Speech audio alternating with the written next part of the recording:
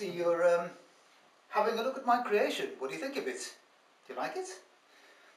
Well, I must say, being as this is the first piece of furniture I ever made, apart from a couple of bar stools that I made a while back, and it's the first carving I ever did, I'm pretty damn pleased with it. I'd like to tell you a little bit about the history of it. The Christmas before last, I decided to make my daughter a couple of bar stools as a Christmas present, and they were about so high, folding stools with sort of scissors legs, and made of oak, and she was very pleased with them. Then during last year she was married, and I asked her what she would like for a wedding present, and she said, well, if you could do something to match the bar stools, that'd be really great. So that kind of specified what I was going to have to use to make whatever it was from. It would have to be made from oak, and I asked what kind of thing she would like, and she said, well, perhaps a wine rack or perhaps a bookcase. So I started looking around the internet to get a bit of inspiration, and I didn't like most of the wine racks that I saw. They were, I don't know, utilitarian. They weren't at all like a piece of furniture. The kind of thing that you would expect to see in the cellar rather than in the lounge. But I did find one thing on eBay, a piece that was advertised for sale, and I rather liked the look of it. It was this. I saw a number of quite uninspiring wine racks, but I did rather like this one, and I thought that the carving down the middle of it sort of set it off rather nicely.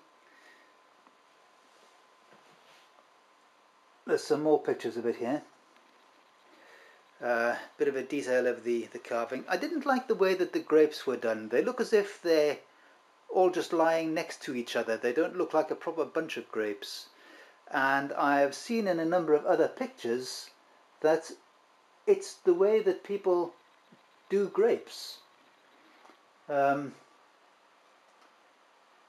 I had a look around on Google Images and things like that to get some inspiration of how to draw the leaves, what a vine leaf looks like. That mouse is actually the mouse on my carving. What I did was I put a piece of paper on the screen over the top of it and traced around it. So that mouse in exactly that size is the one on my carving. I'm not much of an artist, I'm afraid. I've got to resort to this kind of thing. So having had the inspiration, I thought it would be quite nice to make something with a carving on it, and something in the general style of the one that I'd seen.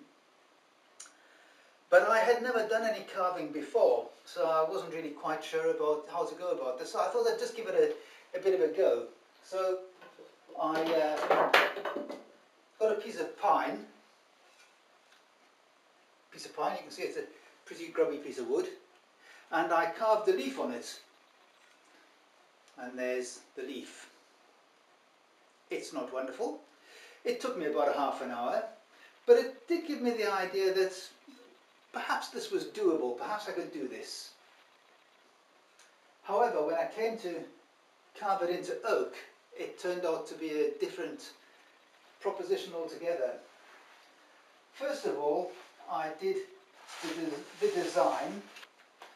So there's the final design. And it's, well, the carving that you see there. First of all, I got some carbon paper and I traced the top part down to about there onto the oak, and I started to try and carve it, but it turned out to be very difficult to do.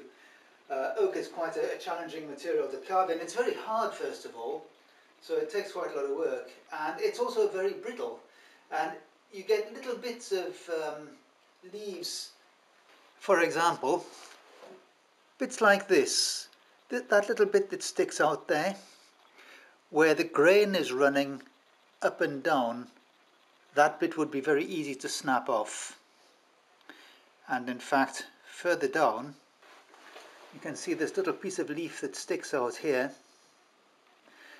that actually has been broken off, and there's a a slight vertical line on there where I glued it on again.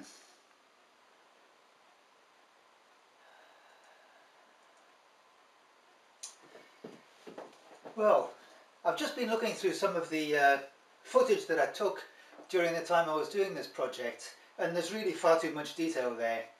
So I'm going to end part one here, but I'll just tell you very briefly what the method was that I used. If you've brought up children, you're probably aware of Fimo. It's very much like plasticine, a modelling clay. When you're modelling with it, you'd think that it was plasticine, but it has a bit of a difference in that when you've made the shapes that you want to make, you can put it in the oven and bake it, and it hardens. It turns into like a very stiff, rubbery plastic sort of stuff. It is still flexible in that at that stage, but not very.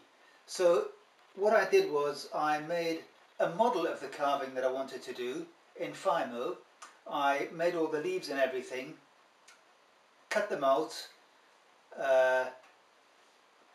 curled them into the shape that I wanted, put them in the oven and baked them, and then stuck them onto a piece of board to make the prototype of the carving I wanted to make.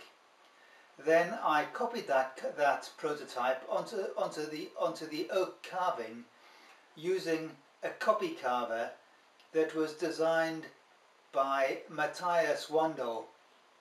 So I'm going to end part one here, and I suggest that before you look at part two, you look up on YouTube copy-carver Wandel. That's his surname, and it's W-A-N-D-E-L. The guy should really be given a medal for the services he provided to joinery. He's got lots of videos on there, and they're all excellent. However, have a look through his copy-carver. He shows how he makes it, and he gives an example of how it's used. I think that there's probably far too much detail in what I've done to go through. It would just make my film too long and too boring. So have a quick look at Matthias Wandel's, and that'll set the scene. Thank you.